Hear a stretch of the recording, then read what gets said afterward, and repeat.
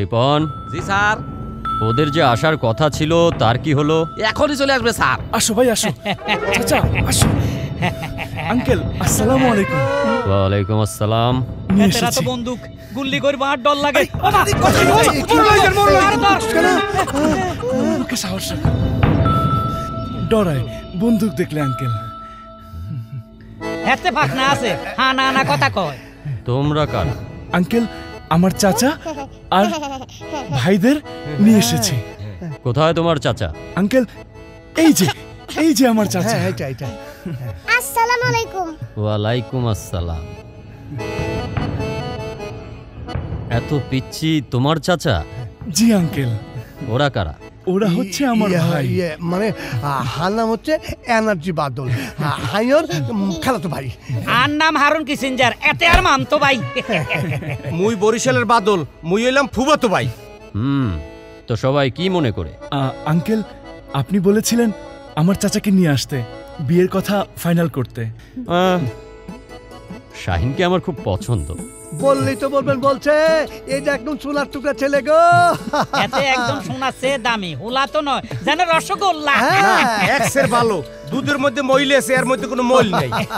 শাহিনকে তো আমার আর আমার একমাত্র মেয়ের খুবই পছন্দ। আলহামদুলিল্লাহ। বিয়ের কথা বলেন। বলছিলাম কি আমার ভাতিজা না সিনেমার হিরোর মতো। জি স্যার। আপনার মেয়ে ও সিনেমার নায়িকার মতো। রুবিকে আমার খুব পছন্দ হয়েছে। চাচা এটা কি বলছো তুমি? তোমার পছন্দ মানে? আমার না আমার ভাতিজা। আপনি ভেবেচিন্তে সব বলে দিন।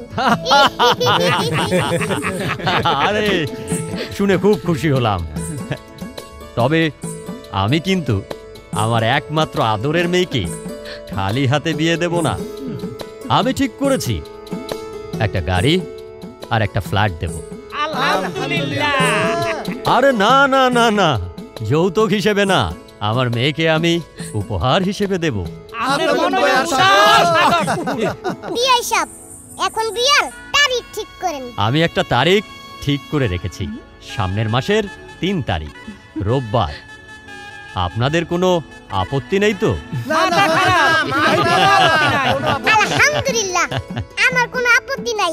ওই বাইস্তা তোর শ্বশুরের সালাম কর, সালাম কর। আরে থাক। ঠিক আছে। আরে বাবা। ঠিক আছে। God bless you my son, God bless you.